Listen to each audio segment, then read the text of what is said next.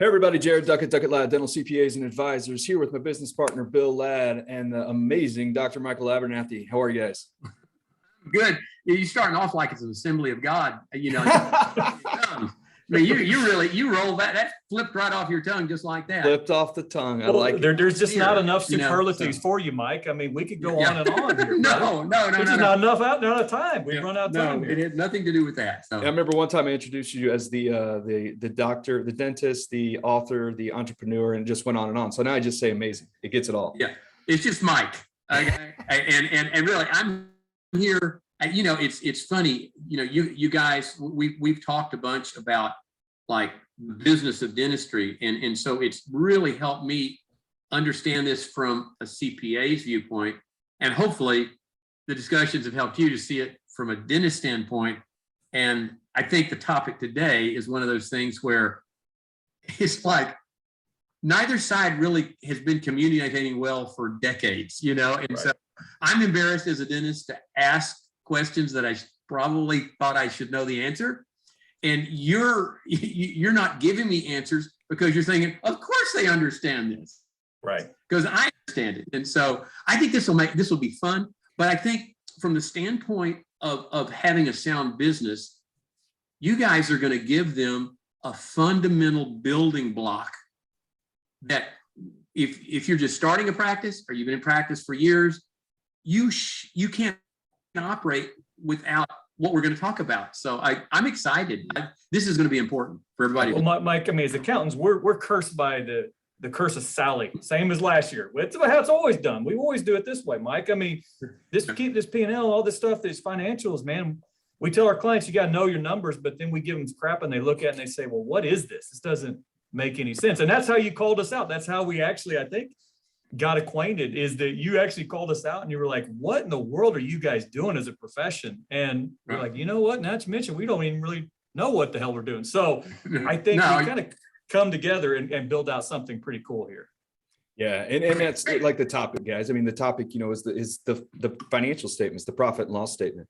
And Bill, you said it. I mean, Mike, I know the first couple times we met, we kind of eased into it a bit. And then you're just like, what the hell are these profit and loss statements with this stuff that really doesn't show the true, I guess I'll say it this way, the true representation of actually what's going on in that profit or in that practice. Right? Yeah, profit and loss statement is not profit and loss. Okay. And I'm going, so why did we name it that? Why didn't we just say, expenses that have a tax consequence? I mean, but yeah. So, as dummy dentists, we see profit, we're going, oh, there's profit. We talked about this before we got on here, but literally it's not a week goes by that they're upset. Doctors are upset that, this CPA says I've got all this, on my profit and loss, said I've got all this profit. I don't have that profit. It's not in my bank account. Where the hell did all the profit go? Yeah. So we need a format. I mean, for me, if I need it to be like my checkbook. I need to know what my deposits are. I can add those up and what I spent. And then I need to know, is that normal or not? Or am I doing good? Or do I need to make some improvements? And so I think what we're going to talk about today will clarify that and give everybody a very clear, actionable format to put this in. So, and I think what we can do, go ahead, Bill. Yeah, and to that point, Mike, I think you're exactly right. And this is what we tend to see people doing, is the financials become so either underwhelming or overwhelming that what they do, they start looking at their checking account, and that's kind of how they manage their business. That's right. What that is, their management tool. And I think that, like Jared's going to unpack here, shortly, I think we have built out something that will give them a better tool. And that's, in our minds, that's what a financial does. It's a tool for management. That's how we see it, to make good management decisions. And I think we're going to unroll something here that's pretty cool.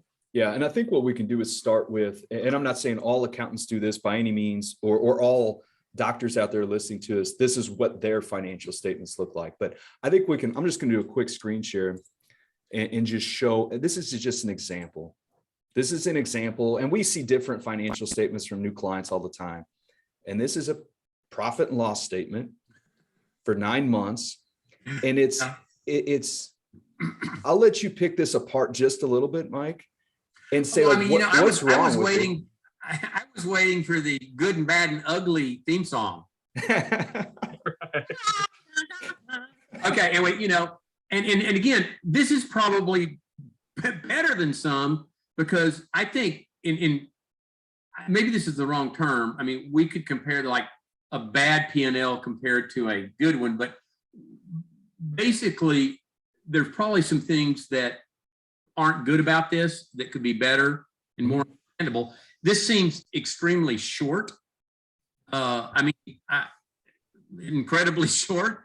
I usually see it, it's 2 pages long, lots of line items, but still, like this one, it's just alphabetized. It's not like, so maybe we could discuss, again, this has got, I don't see, I could be blind here. I don't see amortization and depreciation on this. No. Isn't that usually on a profit and loss statement? Typically, yeah. Which you can't wipe your bottom with from a day-to-day basis. Okay, I mean, it's a tax consequence. I don't see debt payments on here, or what you normally see is what? Interest expense? Yep. Debt? I mean, you They do have loan payment right here. I just saw it. So there's loan loan payment. Okay, payment. so sometimes they use different terms, right? Yep. Okay, so that's not even standardized. So if I, taking a big picture here, one, there's no percentages over there. I kind of like to have percentages on there just to help me understand. I mean, it's not really grouped where, for example, I don't know, where's their staff salaries? And that's kind of the overall, just overarching principle to a degree, is you kind of hunt and peck and search and figure out. Nothing stands out to you, There's right? payroll. Yeah, it says Oh, right here. payroll Here you go. expense. Payroll. Payroll. Okay. Now, does that include the doctor? Yeah, maybe not. Right? Or is the net income what the doctor made? Right. And then I don't. I see payroll taxes. Payroll services. Okay. Well, Not sure what that is. This is not a very good profit.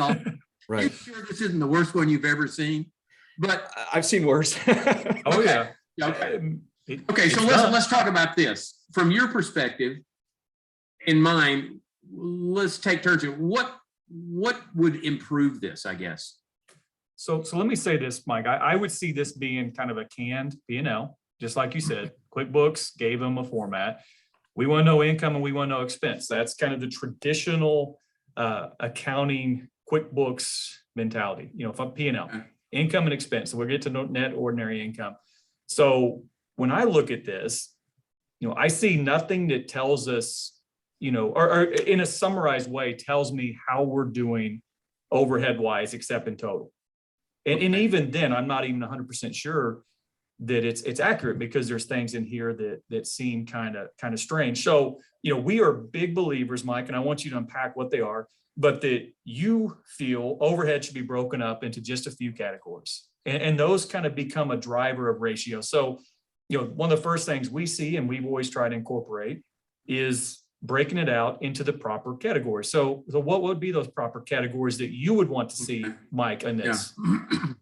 I mean, I kind of want to, I divided into 7 categories, and whoever's listening to this, if you want a copy of it, I can give you a link. It's just www.supergeneralpractice.com, and they can get that Super General Dental Practice book, but it's supergeneralpractice.com.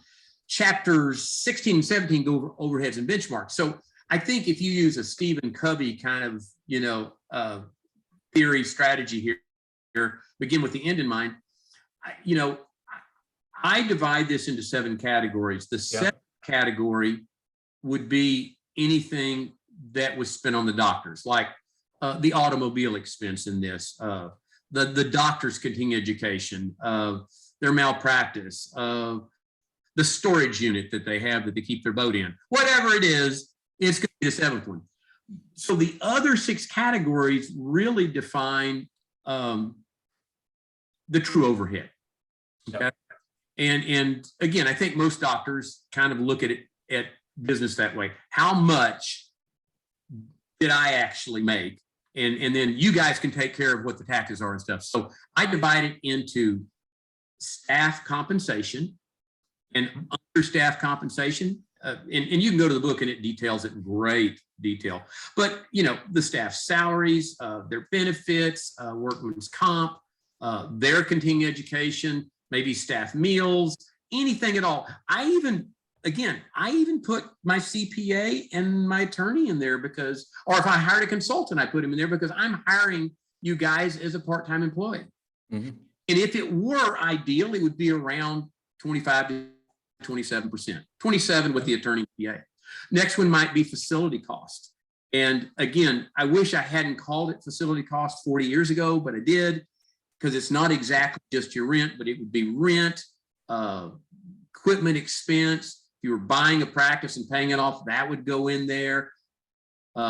Taxes on your facility, insurance on your facility, internet.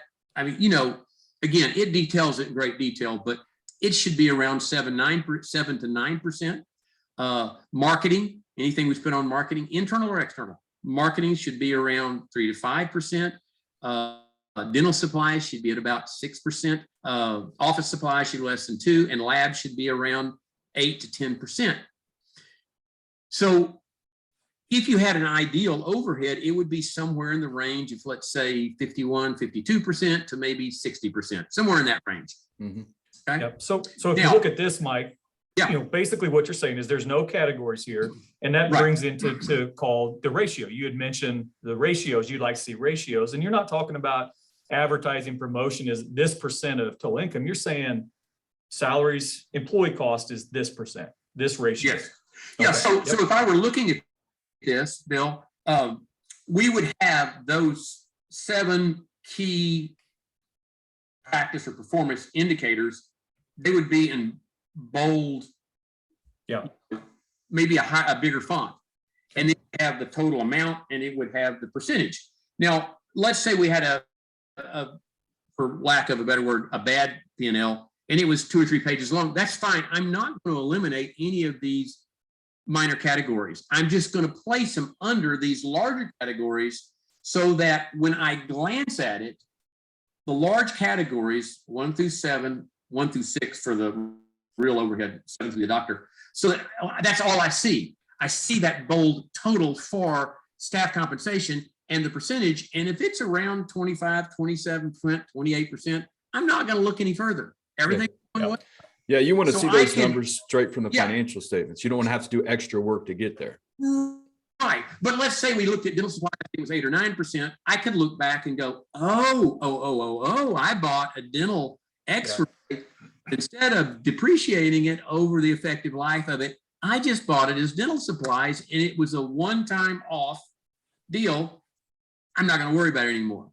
So I can still do it. So it's got to summarize these key performance areas, and it's got to be able to understand and read it quickly. Otherwise, we won't do it, because I like to look at this weekly.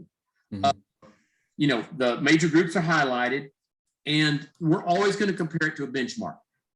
Yeah, which you just gave us and are in your book. Yeah. Oh, you know, one other thing too. If it is organized this way, and this should be true for any system you put in, it is scalable. This is a good practice. I mean, they're doing $1.9 million, and that's just 9 months. Okay, that was a busy office. Okay, so it doesn't matter if you're doing 400,000. It doesn't matter if you're doing 5 million. It's got to be scalable, so we don't have to constantly change the format to fit your particular situation. It's got to be, you know, you've got to be able to access it. You know, again, QuickBooks, Quicken, Peachtree, anything you use should be able to be accessed, and so you can view it. Now this one's missing the percentages, and certainly it's a key click to set this up where we could compare it to last year's too in the format. So you can. So Mike, right now we've already hit on 2 things we can improve. And in all fairness, there's a lot of reports, P&Ls we see, including what we did before we talked to you, that did have categorization, you know, maybe had some of those ratios. But you said something earlier that is going to just blow accountants' minds, which is other things that are not necessarily included here. I think you said debt payment or owner's withdrawals or things like that. So that's cash out the door, but that's not on a traditional P&L, right? That's what an accountant's going to tell you. Yeah, and again, when we're looking at, was this a good month or bad month? You know, I need that in there.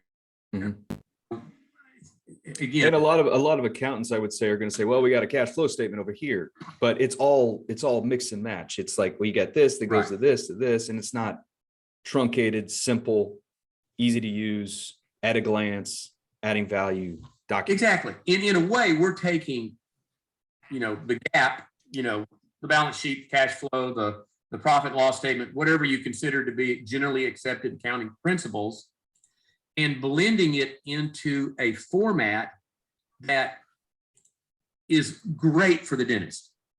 And from a CPA standpoint, as long as they understand that they produce this quote profit and loss statement with debt payments in it, that it's no problem for them to do the taxes and stuff that they're doing for you now, as long as they understood that they did it. But it helps us so much. So sorry, Bill, Jared, it's not all about you. Okay, I get it. Right. Now, And I think that's that's a problem that we have. I mean, as CPAs, you know, we feel that it's the way that it's always been done. Sally, right? Same as last year. That's how it's always been done, guys. So now we've got some ideas, some thoughts. We got three things. We could break it out into categories. We could do ratios. And could we incorporate cash flow statement types items in here to one report that in theory is going to be an optimized management tool? So Jared, let's take a look at things that we've a report we've collaborated with Mike on to see how it looks a little different. Yeah, so at first it might seem a tad overwhelming just with a lot of data thrown at you. But if you just dive deep, I think it hits on, and Bill, I love this title. You call it the triple threat, you know, because it hits on crazy categorization, percentages, and the cash flow. We'll kind of go over that. But you can just see this is a monthly deal here, right? It's just showing month over month from the prior year. And we do have other reports that would show year over year.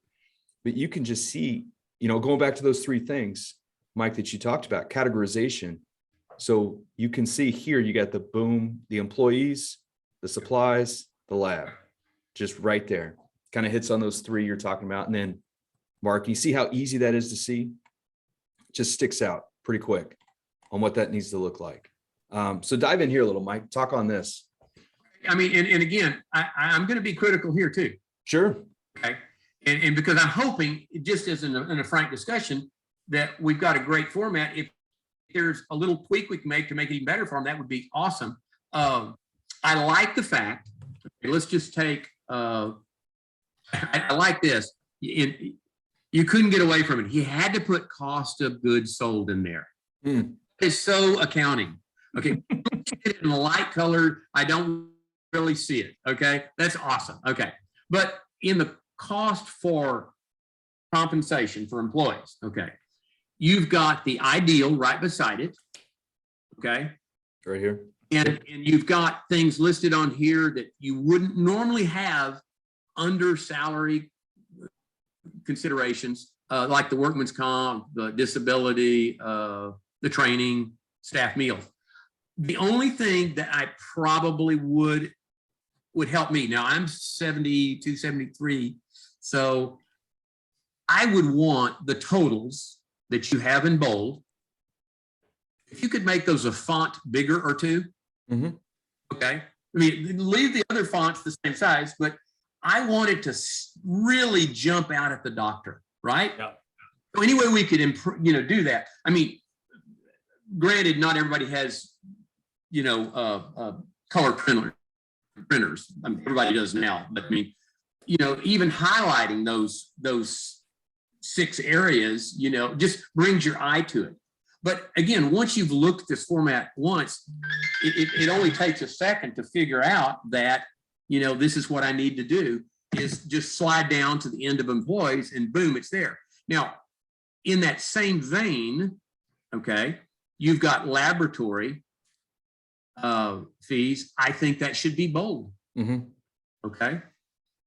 Because generally under laboratories, it might have like ortho, it might have Crown and Bridge, lab or something like that.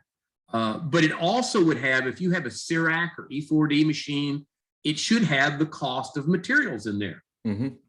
So it wouldn't be under dental supplies, it would be under lab, because each one of these numbers, and we didn't talk about it, each one of these numbers means something. And let's say your lab fees were only 5%. Okay.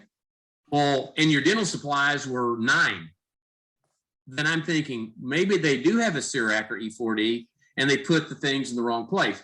But if you're not having fees of around 8 to 10% in laboratory fees, I'm thinking we've got a very non-assertive doctor Yeah. who isn't selling dentistry.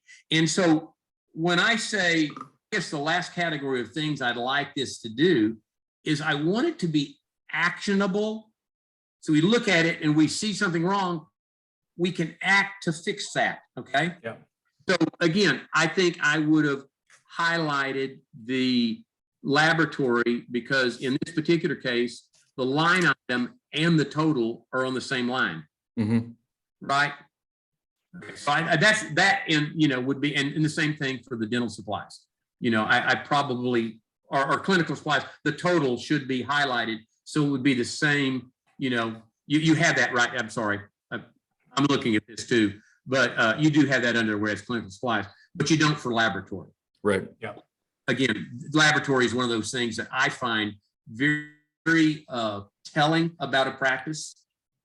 Is that if they don't, then maybe they're not presenting comprehensive dentistry.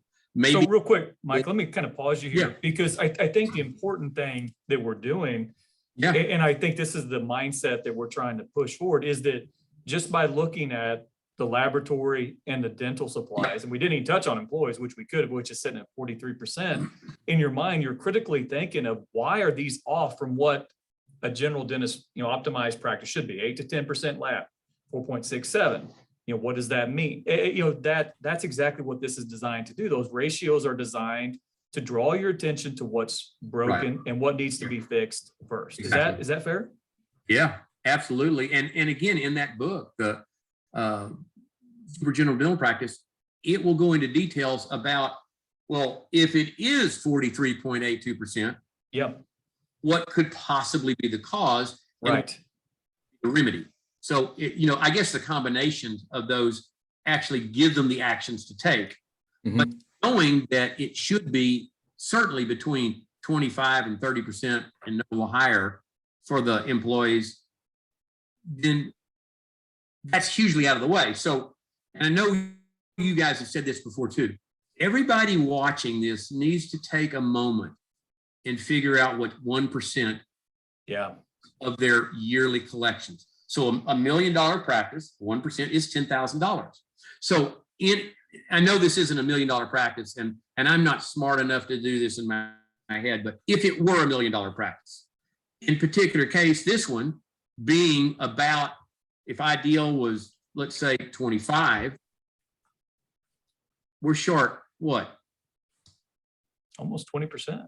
Yeah. So $200,000 worth of off. Yeah. $200,000 worth of money that would have gone in that doctor's pocket if they had been mindful of their condition. Now, one of the things that we mentioned before is that it's accessible. Yeah. If you get this 3 months after the month closes, it's not actionable. Okay. Right. That's why you need to look at it on a weekly basis. If I'm doing crappy after 2 weeks in a month in one category, I'm going to find out why and try to correct it. Not that I can get it all corrected in 1 month, but I can minimize the negativity of that. So instead of being a thermometer where it just reads the temperature, we become a thermostat where we can control the temperature. Yeah. I think it's important to understand that this isn't just boring numbers. These are flashing red lights on the console of a nuclear reactor that if we don't fix, it's not going to be a good result pretty quick. Yeah. And I love the concept that you make all the time, the power of the 1%, because we have clients that we work with all the time. And like, we kind of go over this with them. And it's like, hey, my lab fees, they're only, let's say team compensation. Well, it's only 3 or 4 points high. And I'm like, okay, I want you to say that a different way. Put that in the frame of dollars. It's only $35,000 to $45,000 high. And then once they say that way, it's like, oh, that's real money. Instead of 2 points, real money. it's $45,000. Yeah. And you bring up a good point, Mike, that, one thing we tell people is to make good management decisions, this data needs to be solid and needs to be timely. And whether it's you or whether it's somebody else doing the bookkeeping, there needs to be touch points so that you can pull these reports up at an interim time period, see them, and see what's broken. Now, a plug for your book is what you can then do is take these ratios and build out some metrics and KPI metrics. You give great ones in your books. Like a good example, if your employees are off, revenue per FTE, what's a good number and where are you at? And what's that telling you? And I think using these data points in conjunction with good metrics and good understanding of how to try to get to work and start fixing things, that's something that's going to move the needle to 1, to 2, to 3, to 4% automatically. I mean, it's going to change relatively quickly when you start putting that level of focus on it. So let's dive a little. Go ahead. One of the good things that y'all have done, I can tell you've gone back and looked at a bunch of bad P&Ls and made sure that, that if there was a line item that you saw in one of these others, you've put it in here where it belongs.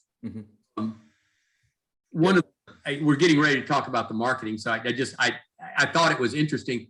Under the marketing, I see oftentimes line items for gifts. And I assume that usually means patients and stuff. Right. So go under marketing too.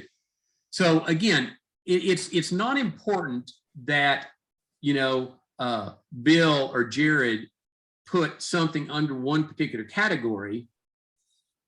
It probably makes sense from a logical accounting deal, but I'm okay, if it's in another one, as long as you understand that it's there, it just to make the logical sense to you. So I think these 6 categories are very simply logical to most people.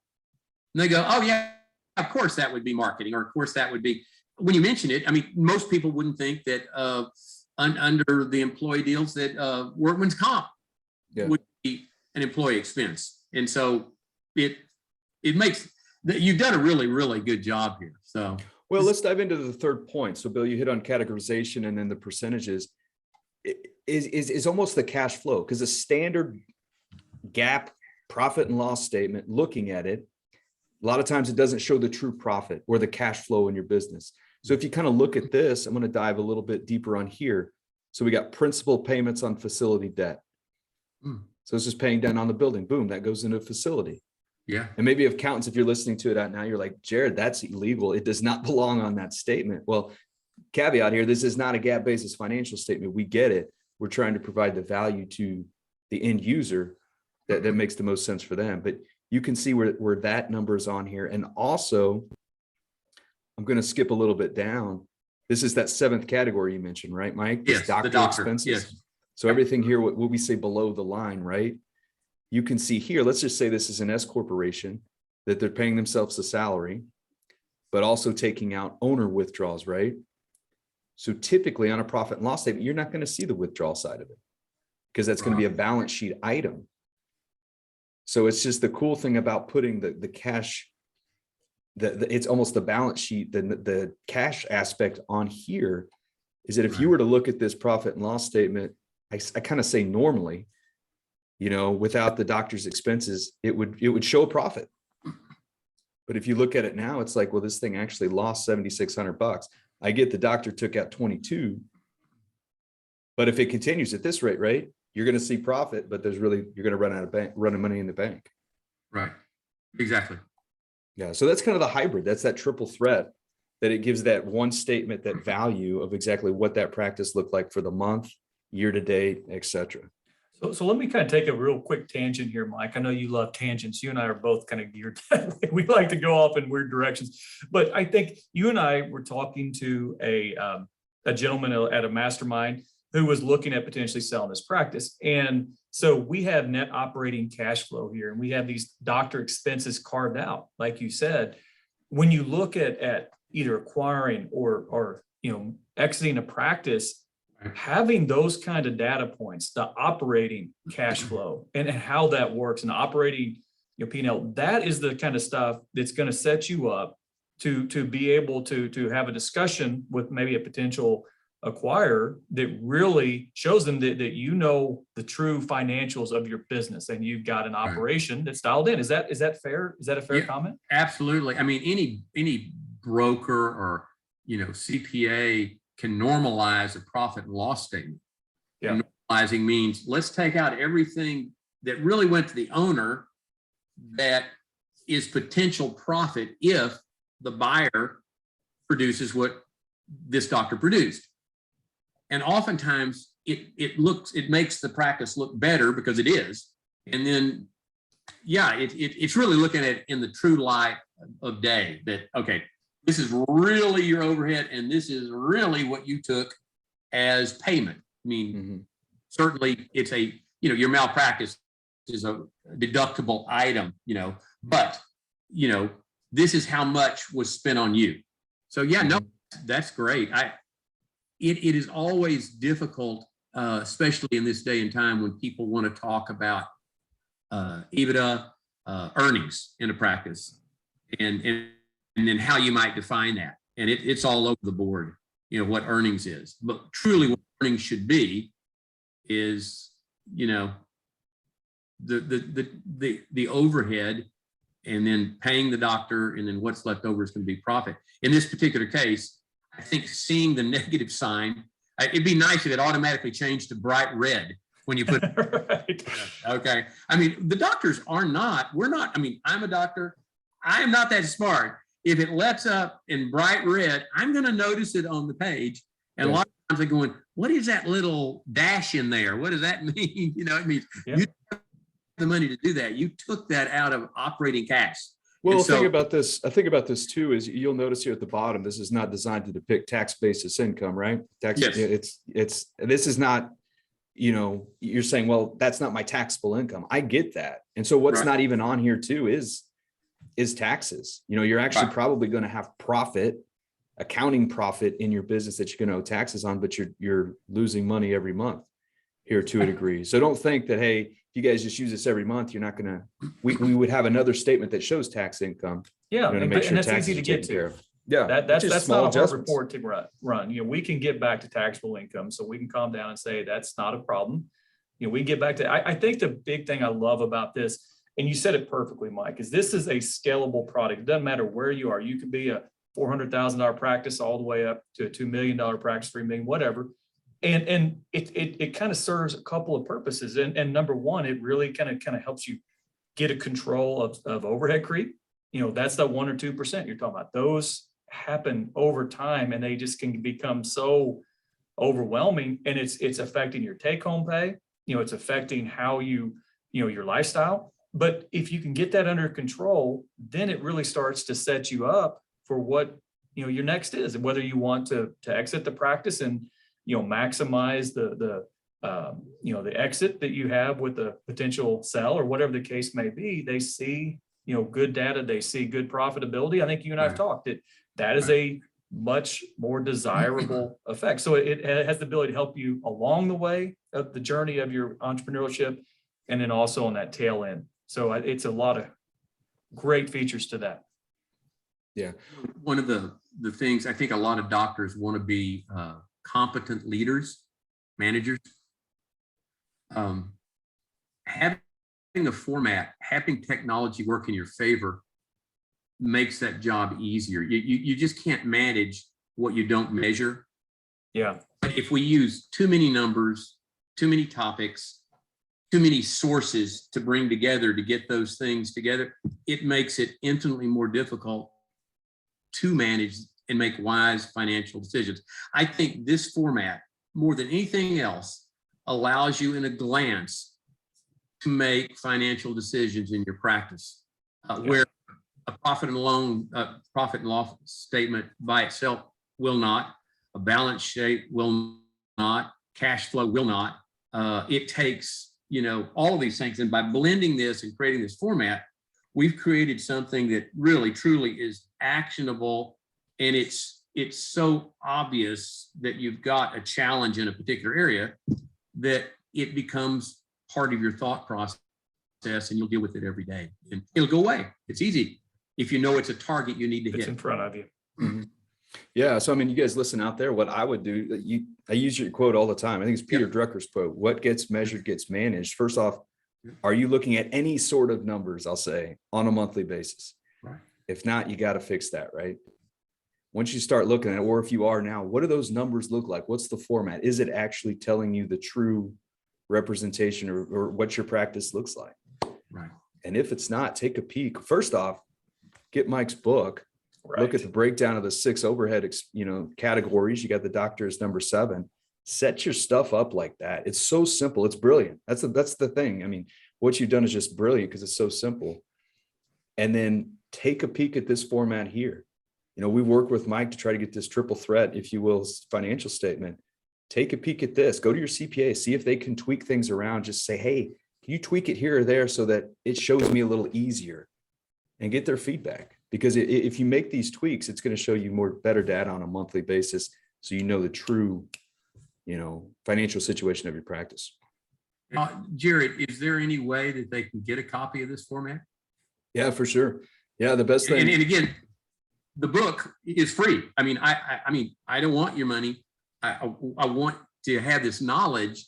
And so please, regardless of where you are in your practice, get a copy of that book at that website. And then if you have a way that get a hold of this format, this is something you should do. I mean, if you heard about this on Friday, it should already be on your number one thing to do on Monday.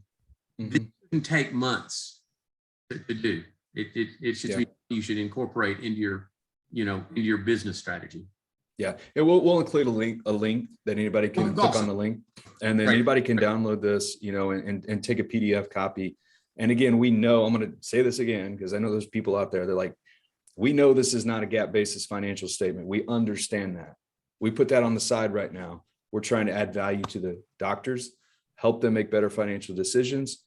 We always keep gap basis or whatever that we have to on the side, but we want to put the information in front that people need and get this accountancy thing out of the way, right? You called us out on it, and we're taking it to heart. I've had accountants, in a nice way that I'd never met before, text me and go, I thought this was the stupidest thing in the world to do, but somehow my client thinks you walk on water, and they made me do it. Within 2 months, their profit went up, their overhead went down. Yeah. Just because it became something that they were focused on, and they had the format and document to do that with. So. And as an advisor, in our firm, it's helped us. It helps us to identify the holes in the buckets, right? I mean, That's right. Just like you looked at that P&L that we had, that sample, and nobody's real numbers, but a sample, and you saw what was broken. That's what we tend to do. So I have one last kind of little bit of a tangent question, but I'm just curious to get your take, Mike. Anytime we have you on here, we try to maximize the value. You believe in having kind of a staff-led practice. What's your thoughts on how open it, especially in particular in this format, you should be with your staff? Yeah, I shared, part of having a staff ownership mentality. I mean, instead of having, there's a book called, hiring an employee is always a bad idea. Okay, I mean, I want partners in my practice. Yeah. Or, because owners and partners act differently, but we struggle with overhead and cost and finances and paying people. The best way to do this is share these percentages with you. You don't have to use the numbers. You don't have to give the line out, but I would use the totals and, give them a benchmark, help them understand the business of dentistry. It has a secondary effect too, if you'll do this. In that book, those 2 chapters on benchmarks and overhead, you could take chapters in that book and do staff meetings, but the secondary ripple effect of this is that when you have to teach this to someone else, from them. I mean, I teach a Sunday school class to 300 kids on Sunday. I learn more than they ever learned. So I become more accountable in a way, but I also realized that I really haven't been communicating the things that really would be beneficial to my staff, my office, my team, long term. And without sharing those, there's always going to be a predisposed supposition that you're making all this money and you're a greedy so-and-so, and they actually see that, that, hey, some of these things are out of line. It's obvious. Yeah. How do we fix it? And then surprisingly, I mean, my staff came up with ideas I could never think of to solve some in those first six, some area that, I'm challenged with it, like I think in the first we showed it was what, 57% staff or something like that. Like, wow, how do we become more productive with the same number of staff? Yeah. Or how do we, maybe we lose a person, we don't hire them back. I mean, is there a solution? And surprisingly, they come up with great ideas. And again, if you implement the ideas, even with the tweak that they brought up, you start that ownership mentality. It went, he values our opinion. And then they start talking more. Okay. Staff led is huge. Literally just conversation Bill and I had. Dental practice 20x, $150,000 of production right to 3 million. And what was the number one thing they said, Bill? Staff led and Mike Abernathy. right. So No. But it's a way, I don't want to tell people what to think. I want to help them not think like a dentist and really, again, not tell them what to think, but help them think differently about their businesses. And all of these ideas have come not from dentistry, but other small consumer-driven businesses through the years, through the decades. And we took the best practices and then denticized them to make it helpful, easy, and simple. You kept saying, this is so simple. It generally is simple when you get it right. That's right. So please take this and run with it. Yeah, this is good stuff. What we'll do, we'll put a link there, Mike, to your book, and then we'll put a link there too, so anybody can download this. Again, we think it adds extreme value. Take it to your CPA and to see if you can incorporate into your practice. So anyway, Mike, Bill, appreciate you. You guys have questions out there, ping us. We're here to help, all of us. So we'll talk to you guys soon. Bye. Thank you.